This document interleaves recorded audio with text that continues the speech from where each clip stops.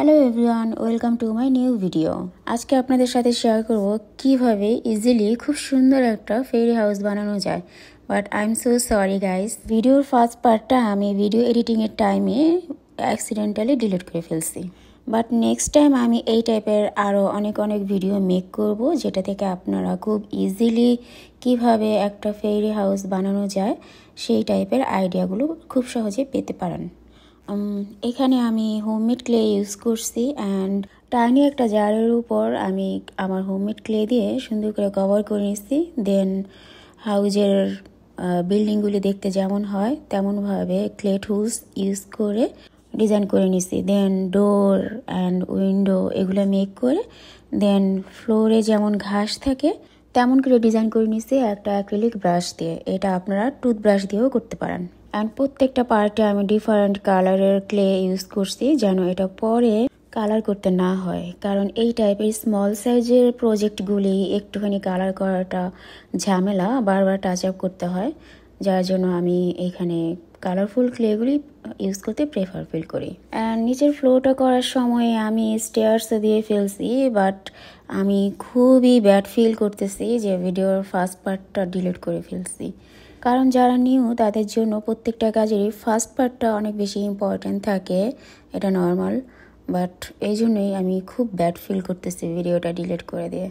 তবে এই টাইপের fairy house, mushroom house, tree house এই টাইপের প্রজেক্টগুলি আমার খুবই ফেভারিট অ্যান্ড আমি ফিউচারে আরও অনেক ভিডিও মেক করব। আই হোপ আপনারা সবাই সাথেই থাকবেন অ্যান্ড ফিউচারে হয়তো আজকের এই ভিডিওর ক্ষতিটা ফিল আপ হয়ে যাবে। এনিওয়ে, এই টাইপের প্রজেক্টগুলিতে পার্ট বাই পার্ট খুব মনোযোগ দিয়ে কাজ করতে হয়, তাহলে এটার রেজাল্টও খুব সুন্দর আসবে। এখানে আপনারা হয়তো খেয়াল করছেন যে আমি রুফ টপের মধ্যে যে ছোট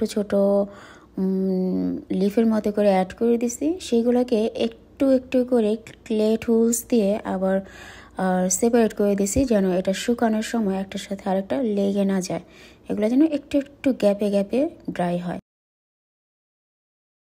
এখানে আমি স্মল সাইজের ঘাস মেক করার জন্য একটা কম্ব ইউজ করে ঘাসের টেক্সচার অ্যাড করে দিলাম, বাট এটা সবচেয়ে বেশি পারফেক্ট হবে ওয়াটার স্ট্রেনার দিয়ে। দেন এটা আমি এভাবে মেক করলেও একটু পরে যে আমি ওয়াটার স্ট্রেনার নিয়ে আসছি, দেন বাকি ঘাসগুলি ওই ওয়াটার স্ট্রেনার দিয়েই মেক করছি।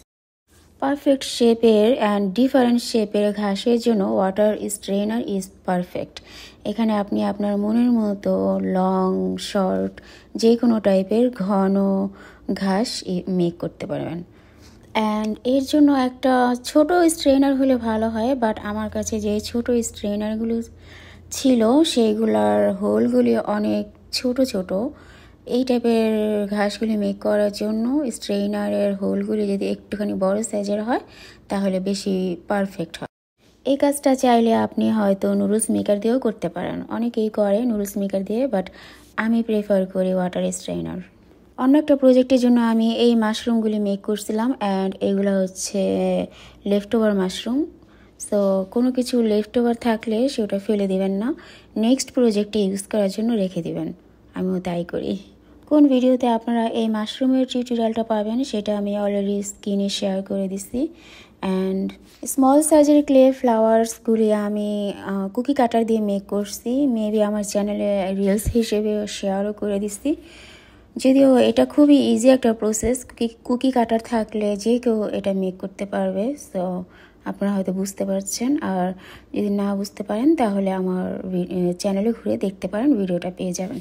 আমার এই ক্লে প্রজেক্টটা এখনও ড্রাই হয় নাই, বাট আমি এখনই অ্যাক্রিলিক হোয়াইট পেন্ট অ্যাপ্লাই করে দিচ্ছি। আপনারা চাইলে ড্রাই হওয়া পর্যন্ত ওয়েট করতে পারেন।